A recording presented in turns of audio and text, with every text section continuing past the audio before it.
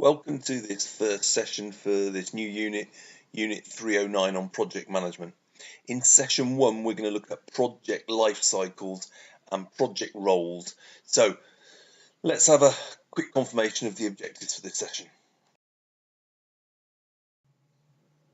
So our aim for this session is to understand project life cycles and the roles within a project. And to do that, our objective is going to be to describe the key stages in the life cycle of a project, and then to explain the key roles in a project team. So let's get started. But what do we mean by project life cycle? Well, the project life cycle describes the sort of high-level overall process of delivering an effective, successful project, and that needs managing. The stages of the project life cycle cover everything from coming up with the idea of the project, defining its goals, planning for its execution, then sort of guiding it to completion, finishing it, and then looking back at everything and evaluating it. It's generally accepted that there are 4 stages to the project management life cycle. Generic stages. The first is the initiation, the second, the planning, the third, execution and control, and the fourth, the closure and review. Now, you will find some methodologies that refer to 5 phases with the control or the monitoring separated out, but for the purposes of what we're going to do, we're going to stick with the 4 because the control and monitoring are covered in the execution and closure phases. It's just people tinkering around with the idea. So let's examine these in a bit more detail. So stage 1 is initiation. This is a stage where the business need or the problem or the opportunity is identified, and we look at ways of solving that problem, meeting that need, or seizing that opportunity. So we might brainstorm it a bit like we did in problem solving in Unit 316. It's about coming up with an idea. And during this stage, it's about figuring out, fine-tuning what the objective is for the project, determining whether it's feasible, identifying any major deliverables or outcomes from the project. And as with problem solving, the keys to this being effective are communication and involvement of all those involved, all those that are impacted by the project. The initiation stage will cover things such as conducting a feasibility study. Will the idea float? Can it do what it says? Will the primary issue that the project will be focused on be met? What are the solutions? Is it going to meet or solve the problem at hand? And then confirming the scope. What will the depth and the breadth of the project be? How far can it go? What is it doing? And then identifying the key deliverables, so what products or services the project might provide, and then identifying the key stakeholders. Who will the project affect, impact, and what might their needs be? And then from all that information, it's about bringing all that together, and the outcome will be preparing a business case. So deciding if the potential costs and benefits of the project would mean that it can move forward. And at this stage, you might also produce things such as a statement of work or a project initiation document, which would include basic project lifestyle flowchart and timings. So once the business case has been considered and approved, so the project's got to go ahead, now's the time we really start to move forward with the planning stage. So based on the business case or the statement of work or project initiation document that's been produced, the planning phase is where the larger project is broken down into smaller pieces, like tasks, so that we can start to plan with the team, build the team, prepare schedules for completion of specific areas, functions. And during this phase, the creation of smaller goals which build towards the main objective will be key. They will need to be smart, ensuring that they're achievable within a time frame and that they have a realistic potential for success.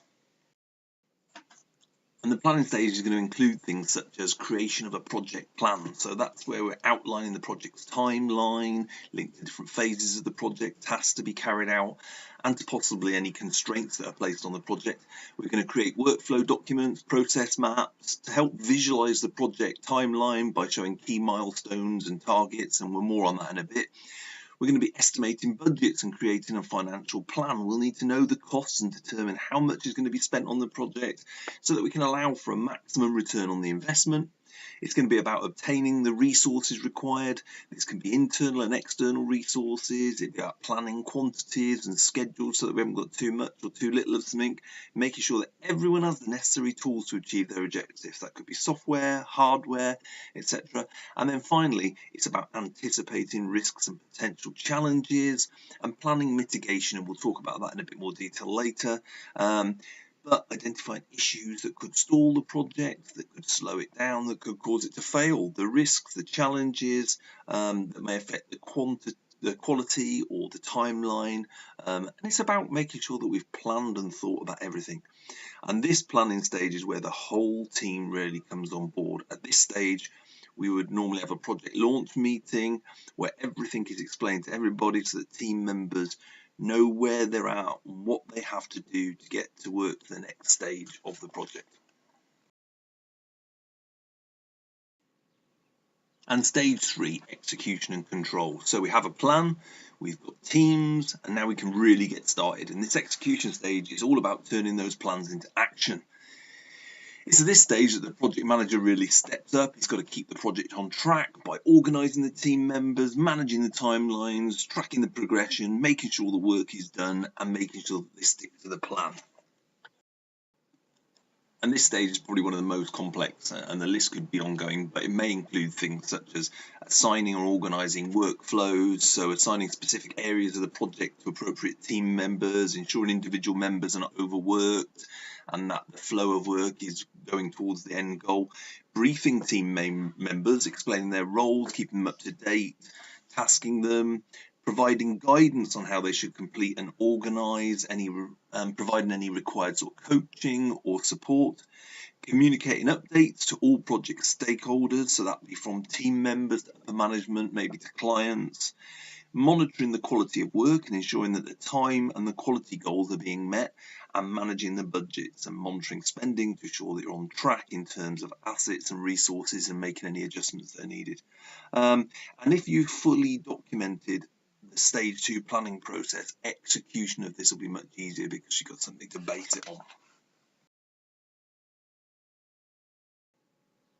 And then to the final stage, closure and review. So once the major project work is complete and the project enters the closure stage, where the final deliverables are delivered as such, then we need to sort out the project resources, what can be released, what is left. Now is not the time to just say, oh, it's been a success. The project manager's job isn't done. This is where we're at an important stage of completing, including evaluating what went well and what has not gone so well. And this may include things such as analysing the project's performance. Did the project meet its goals that were set out at the beginning? Were all the tasks completed on time and on budget? Did it solve the initial problem it set out to? Then analysing the team performance. How did the team and the team members perform? Did they meet their goals? Was it timely? Was the quality of their work good? And then moving on to documenting the project closure, ensuring that all the documents are completed and that any loose ends are tied up, and that probably being reports, etc., that are provided to stakeholders. Then conducting a post-implementation review, a final analysis of the project. So what we're talking about here is reflection and evaluation of the areas of the project and looking at where they could relate to similar projects, accounting for the used and unused budget, reallocating any resources or monies so that they're not just left lying around, and then ensuring everyone is aware that the project is complete, allowing you and others to start planning or starting to think about the next project. So just to summarise and bring that all together in a visual, we have the 4 stages of the project management life cycle: the initiation, the planning, the execution, and the closure.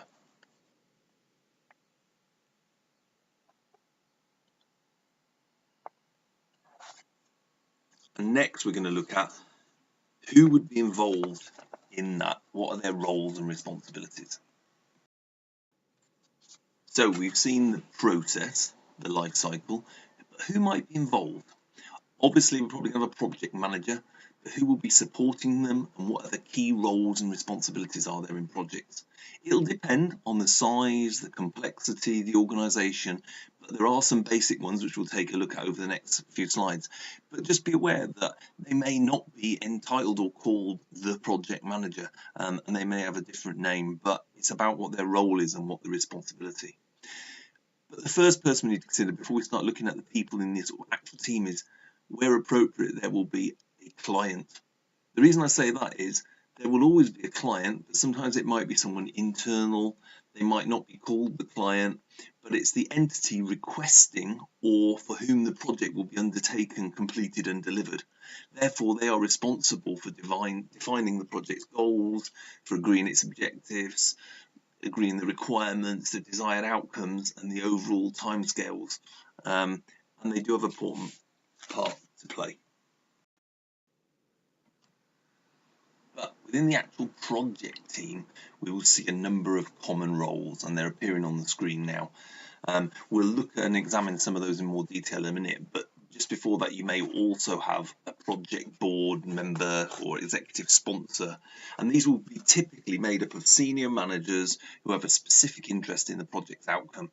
They will usually be responsible for ensuring the necessary authority for spending, resources, availability, and for signing off and agreeing any goals and objectives. And by default, they're going to be very visible and very vocal championing the project. And they will need to be kept abreast of all the major project activities, milestones, progress, or issues, because they're going to make or sign off any pivotal decisions, such as any changes, any completed phases, and they will be there to provide support for the project sponsor and assign additional responsibilities. And the project sponsor is similar to the executive sponsor, as in, again, they're going to be someone from senior management, but they take much more involvement in leading the initiation of the project and having accountability for its overall performance. They'll engage in much of the high-level planning and development, that definition of the scope, the deliverables, ensuring the availability of resources, and they'll also be maintaining communication with the senior management and the key stakeholders and helping to resolve any conflicts and eliminate any obstacles from the project success. They're going to be supporting the project manager, and they will typically be involved with the project manager on a daily basis. It might be that there's a project steering committee as well. So for larger projects, the project sponsor might be on a project steering committee, and they will have a significant stake in the outcome and the success of the project and driving things forward. But we're going to look at who might be involved from project manager down. So in the actual project team, we'll first focus on the project manager. So they report to the project sponsor, and they're responsible for all 4 stages of the project lifecycle, right through to the closure and review. They may also be held accountable to a steering committee if there is one, and they will be involved in all the stages, detailing the project scope, ensuring its milestones are met, providing and required resources so that the daily activities and the planned tasks can be executed. They will also determine the methodologies to use, how things will be monitored, how they will be evaluated. They'll have to choose how to maintain quality standards and requirements, as well as developing and following schedules, budgets, overseeing procurement, accessing and assessing and analysing risks, ensuring continuous communication and reporting to all the stakeholders through liaising with the project sponsor. They will also need to capture the lessons learned, negotiate, manage contractor relationships, set milestones, review and approve changes, identify and assemble project team members, motivate and coach teammates.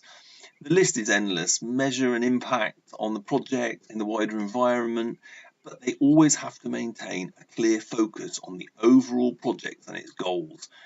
Given the wide scope of the role, that project manager, depending on the size of the project, obviously, is going to rely on or assign someone to be a project team leader. As said, you're probably going to have project team leaders on larger projects, and there may be more than one if it's a really big project. And where it's smaller, the project manager will typically fill or cover both roles. But the team leader is responsible for supporting the project manager by contributing effort towards the project objectives, specific deliverables, and particularly providing technical leadership and expertise, managing specific activities relating to their core competencies and capabilities, participating in the project development plans and schedules, coordinating, testing the documentation, and managing the team's overall performance. The team leader would furthermore gather intelligence because it's on the shop floor about impending risks and issues, and provide guidance to the project team on the work breakdowns that the project manager has probably put together, and offer solutions to specific challenges, and also may get involved in the actual execution of the work. And then there's the project team members who do the bulk of the task or the work on any project as assigned by the project manager. The team members will undertake various tasks and activities that all work towards the deliverables and the outcomes, and they'll be selected based on their skills, competencies, disciplines. And you could normally say they can be divided into two groups. There could be core and extended. So core ones are full-time, you've got a role all the time, and then the extended may be someone who's just involved on a need-to-do basis or on part-time basis. But notwithstanding their role, they're responsible for understanding and appreciating the project's goals and objectives, completing assignments within stipulated timeframes, reporting on progress, reporting on issues, maintaining quality standards and requirements, and engaging and collaborating with the other members of the team to make it effective. They need to carry out mitigation for risks. They need to identify any new risk, exercising professional sort of approach to it at all times. And as previously noted, the project manager should be ensuring that all the team's efforts are closely aligned to the project's goals, requirements, specifications, standards, objectives, and making sure that they don't get sidetracked or distracted onto other interested areas. Which leaves us with two, the project administrators, and they assist with the project management duties. So they oversee the performing of the administration functions, and this could include things such as calling contractors, making appointments, ordering supplies, doing site visits, preparing reports. They're going to work closely with the project manager and the project team leader. And their responsibilities may be monitoring, recording budgets and expenditure, coordinating, taking minutes, organising venues, updating project trackers, general administrative duties, monitoring and keeping up to date with compliance and regulations and pointing them out to the project manager or team leader, assessing staff performance. It could be anything, and it will be outlined by the project manager of what they want the admin to do. And then finally, we have subject matter experts, and they're going to be experts in specific areas. So it may be things such as processes, media, environmental issues, health and safety, for example, and they have no direct authority on the project, but supply information and advice and guidance to the project manager and the project team so that they can consider what they're being told and still make the decision themselves. The advantage of those SMEs is they can remain impartial to the objective and the goals of the project and just state what's fact. But it is all about all these people working together for the completion of the project, ensuring they all understand and are all clear of their respective roles, responsibilities, interdependencies, and obviously their relationship. And with time, collaboration and integration and a level of maturity, when we have cohesion in these teams, it allows them to perform to their true potential and make sure the project is a success.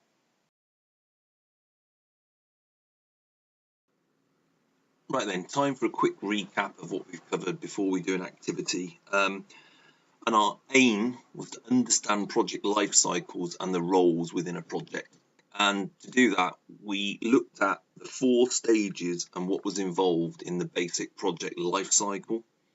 And we then examined and looked at key roles. Remember where the organisation, just at the organisational chart, where we looked at who was involved with what, and it was quite generic.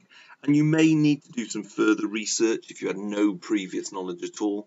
And it might be worth doing some research within your organisation to see, as I said, sometimes people aren't called project managers, how people are entitled and what they call them.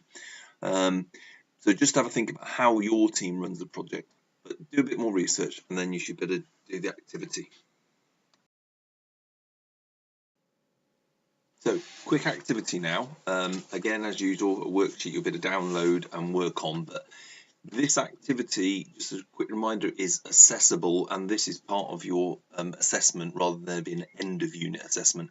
And it has two parts around project life cycles and the roles and responsibilities. And I want you to think about your organisation and maybe start to think about the project that you will be using or have started and will be using as evidence for your Unit 312, so for your skills portfolio.